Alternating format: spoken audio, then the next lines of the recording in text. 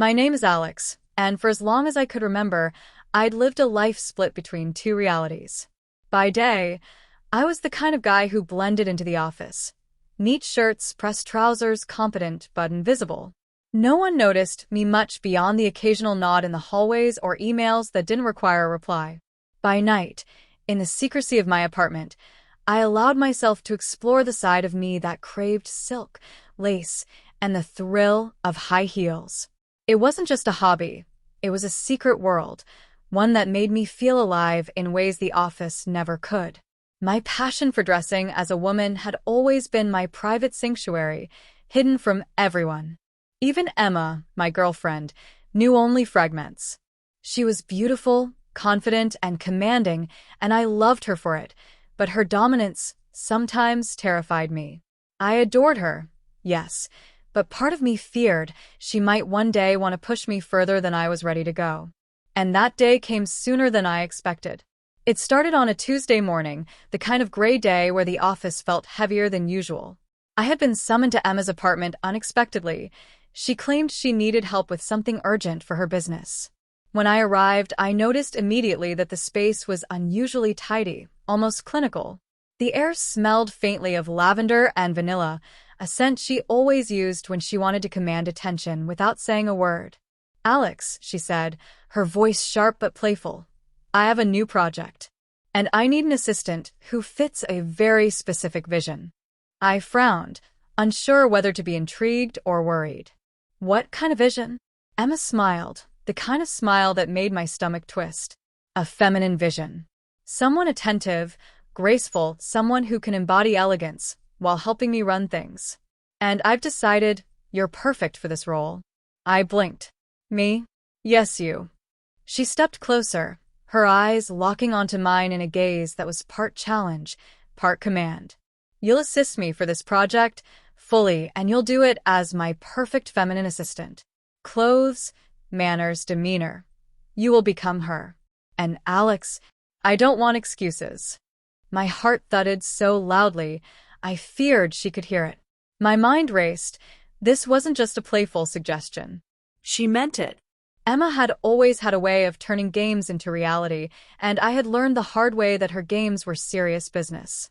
But I began, my voice faltering. "No," she interrupted smoothly. "No buts. You'll start tonight.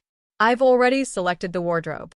She led me to a side room that I hadn't noticed before, a kind of dressing chamber lined with outfits that shimmered in the soft light. Silk blouses, tailored skirts, stockings, and delicate heels, all carefully arranged, as if waiting for me to step into a life I had only dared imagine in secret. The realization hit me with a jolt. This wasn't optional. This was a demand, a transformation that Emma expected me to embrace fully. Panic and thrill collided in my chest. I had never been pushed to such extremes before, never forced to perform this role for someone else, never had my private world exposed to the gaze of another in such a direct way. Emma's voice broke into my thoughts. "Tonight, you will try on your first outfit. I'll teach you everything, the posture, the walk, the voice. By tomorrow morning, you'll be ready to assist me in public, fully transformed." I nodded mutely, caught between fear and a strange, intoxicating curiosity. Emma's presence was overpowering, commanding yet strangely protective, and I felt both trapped and exhilarated by her expectation.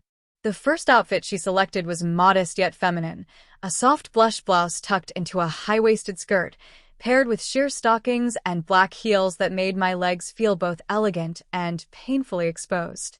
As I slipped into the clothes, I felt the familiar rush, the fabric against my skin, the slight pinch of the heels, the subtle sway of my hips. It was the same thrill I felt in my private moments, but magnified tenfold by the knowledge that Emma was watching, assessing, judging. "Stand in front of the mirror," she instructed, gesturing toward the full-length reflection. My reflection stared back, unfamiliar and vulnerable, yet undeniably enticing.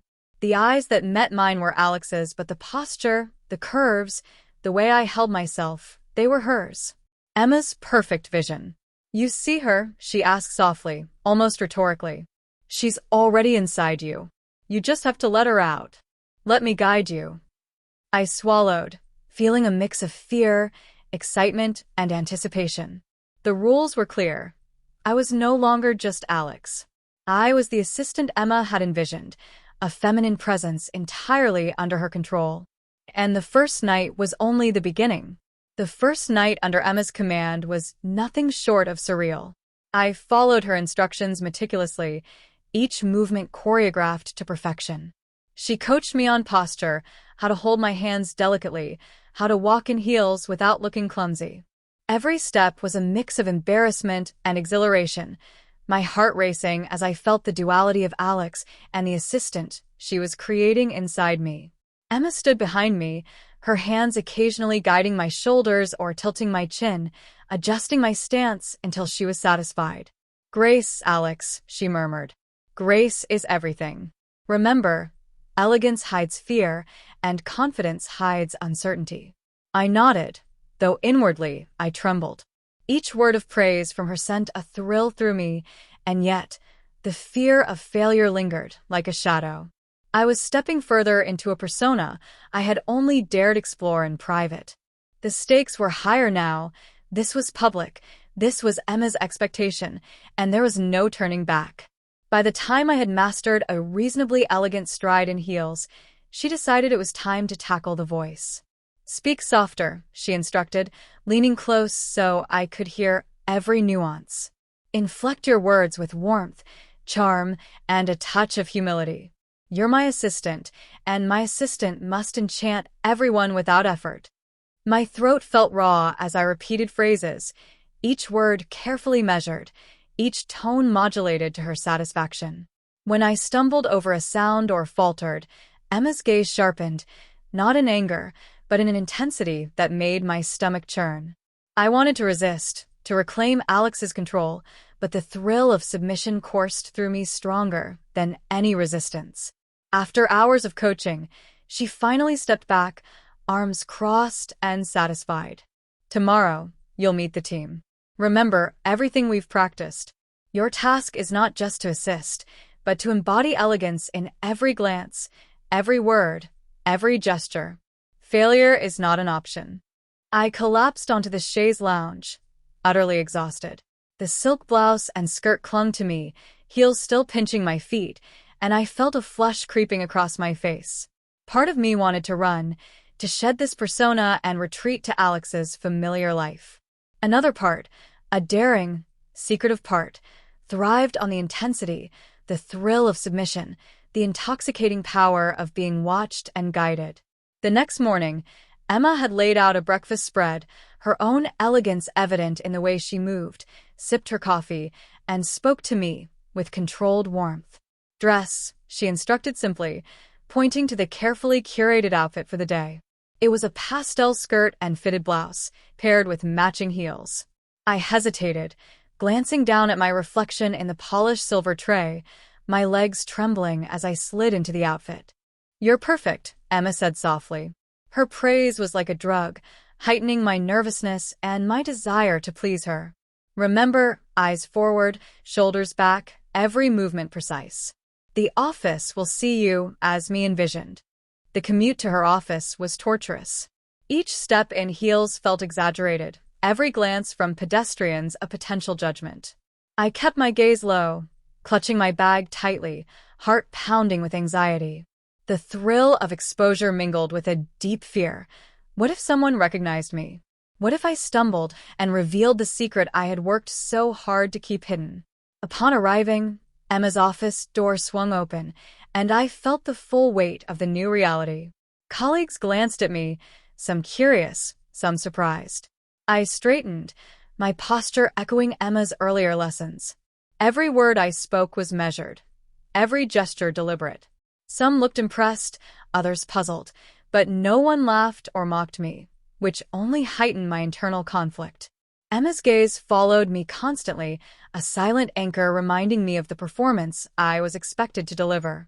At first, I felt humiliated, like an actor trapped in a role too far removed from reality. But as the day progressed, I noticed something surprising. I was adapting. The sway of my hips, the careful modulation of my voice, Even the way I smiled, it began to feel natural. Not entirely comfortable, but intoxicating in a way that blurred the line between fear and exhilaration. Yet the suspense never left me. Each knock at the door, each phone ring, each unexpected visitor made my pulse spike. The slightest misstep could expose me. When a colleague approached my desk to ask a question, I nearly spilled my coffee in panic, catching myself just in time. Emma, standing nearby, gave a subtle nod of approval, reinforcing the duality of my fear and her guiding presence. Lunch was another challenge. Emma insisted I accompany her to a meeting at a nearby cafe. The outside world, with its unpredictable gaze and potential for discovery, pushed my anxiety to new heights. I kept my movements deliberate, my posture elegant, my voice soft yet confident. People stared, but mostly with curiosity or admiration. A brief moment of recognition from a familiar face sent my heart hammering. I excused myself under the guise of checking emails, retreating to a quiet corner until the danger passed. Returning to the office, Emma guided me through tasks that tested both skill and composure. Answering calls, drafting memos, arranging meetings, each task required perfection, yet with a grace that emphasized my new persona. Every small success was a thrill, every misstep a source of intense anxiety. The line between Alex and the assistant Emma had created blurred with each passing hour. By the end of the day, I was physically exhausted, mentally drained, and emotionally raw. Yet, a strange sense of pride surged within me. I had survived my first day as Emma's feminine assistant.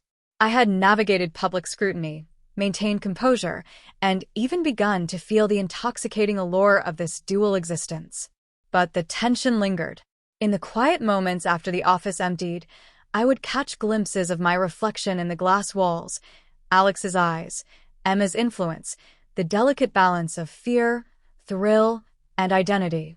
And I knew, deep down, that this was only the beginning, because tomorrow would bring new challenges.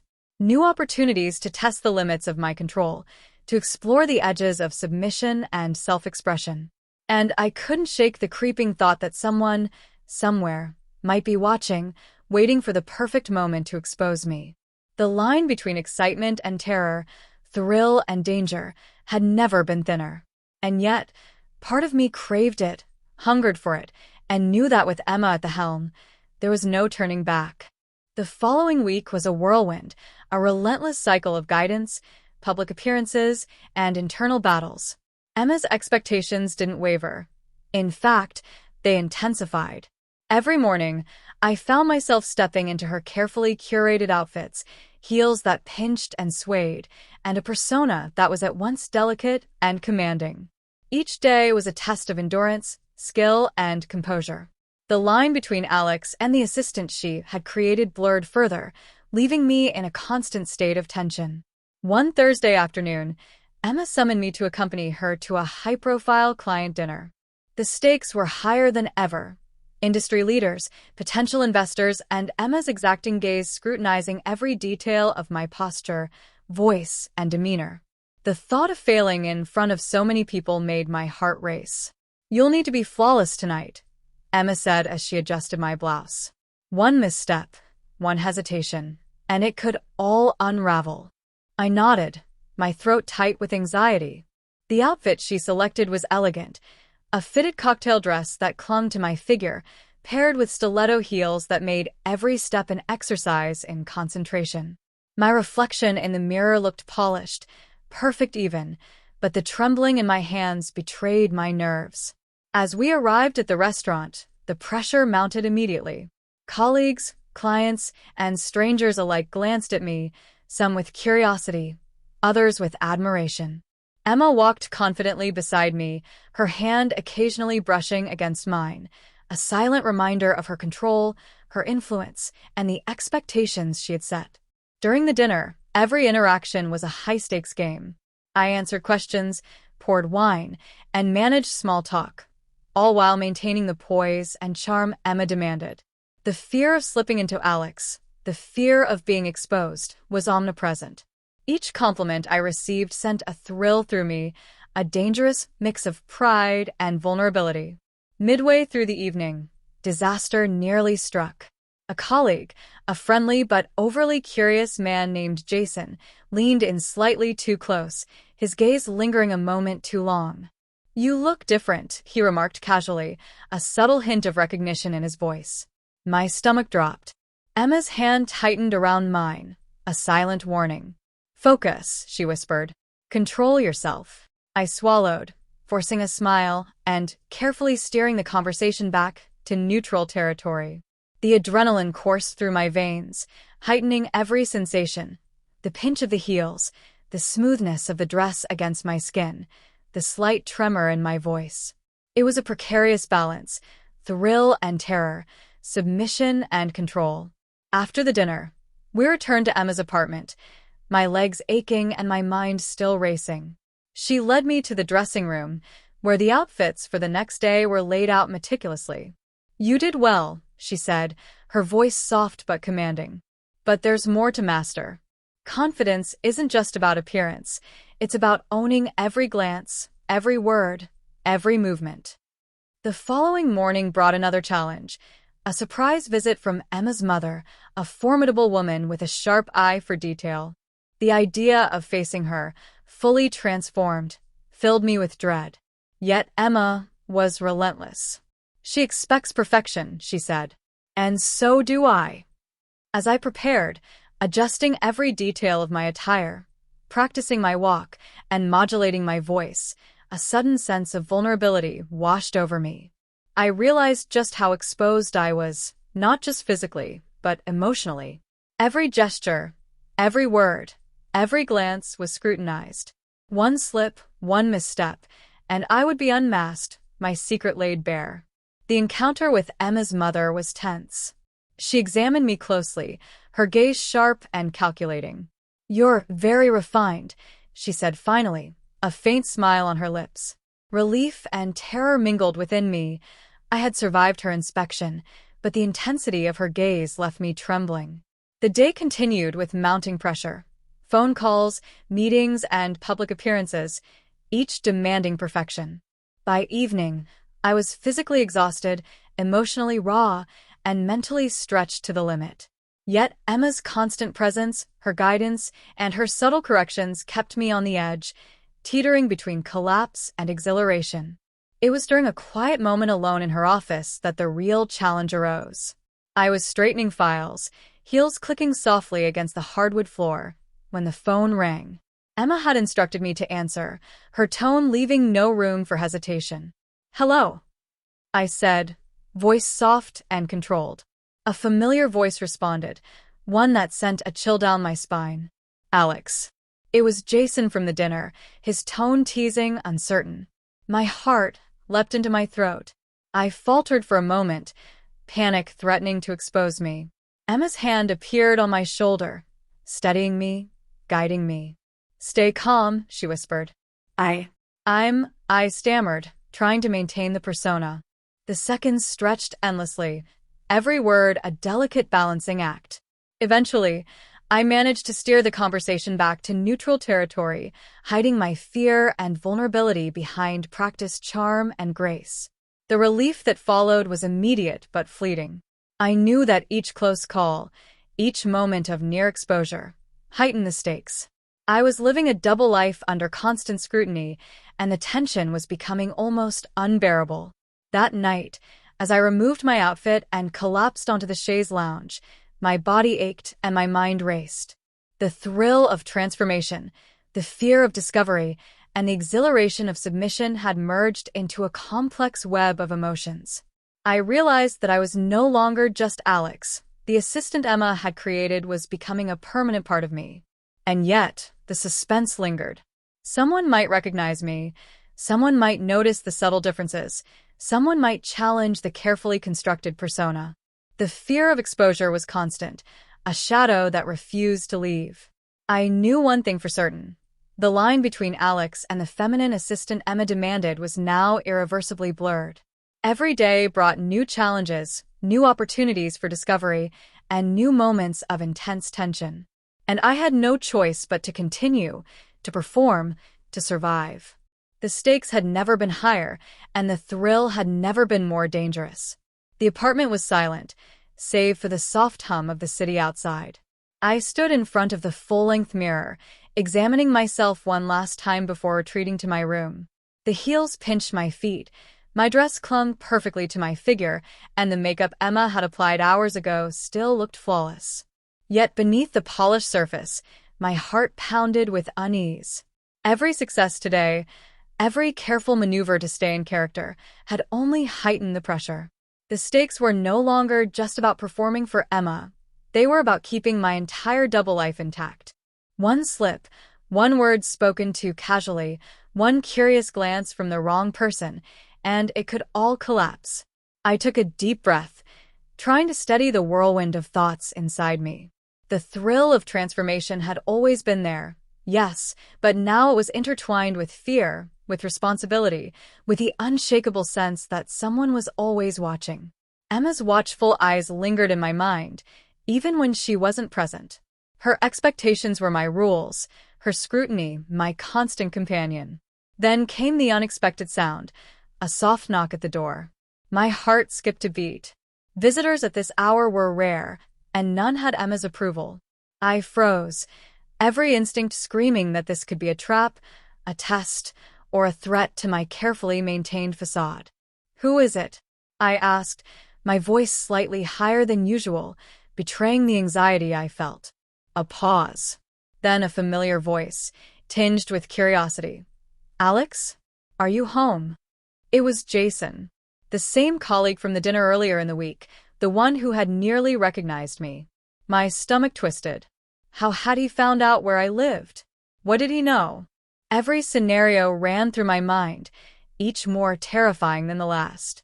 I stepped back from the door, hesitating. Should I answer? Should I hide?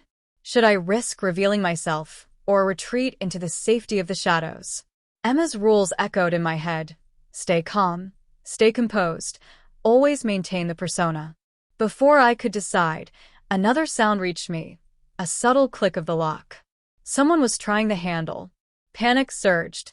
My legs felt like lead, my pulse hammering in my ears. Every lesson Emma had drilled into me about poise and confidence seemed useless in the face of this sudden threat. I glanced at the mirror again. The reflection staring back at me was no longer just Alex. It was the assistant, the feminine persona Emma had meticulously crafted. The eyes that met mine held a mixture of fear and determination, vulnerability and strength. I realized that, for the first time, the person I was performing as might have to confront reality on their own. The knocking intensified, and I knew I had mere seconds to act. My mind raced for a solution, any solution, while the sound of footsteps approaching the door made my chest tighten. I could hear Jason's voice again, clearer this time, hesitant yet probing. "Alex? I know you're in there." I had no choice. Clutching the edge of the vanity for support, I inched toward the bedroom, trying to disappear behind the door. The heels clicked against the hardwood floor, a cruel reminder of my presence. My breath caught, my hands trembled, and for a moment, I wished I could vanish entirely. Then footsteps paused. A faint cough from the other side of the door. Jason's presence was closer than I expected, and every second stretched into eternity. I could feel the weight of discovery pressing down on me, threatening to unravel everything. And in that moment, the impossible happened. A shadow fell across the hallway, larger than Jason's figure, accompanied by another, unfamiliar silhouette. I froze, my heart lodged in my throat. Emma? Or someone else entirely? The knocking and coughing stopped abruptly, replaced by silence that was almost louder than the noises before. I pressed myself closer to the wall, my reflection in the mirror fractured by the angle. Two versions of myself stared back, Alex and the assistant, both trapped in the same moment of suspense. Every training, every careful rehearsal, every moment of submission and performance had led to this cliff edge of uncertainty. And then, a whisper from the hallway, low and deliberate, sent chills down my spine. "Open up, we know where you're hiding." Time seemed to freeze. My mind screamed for a plan, my body screamed to flee, but neither option seemed viable.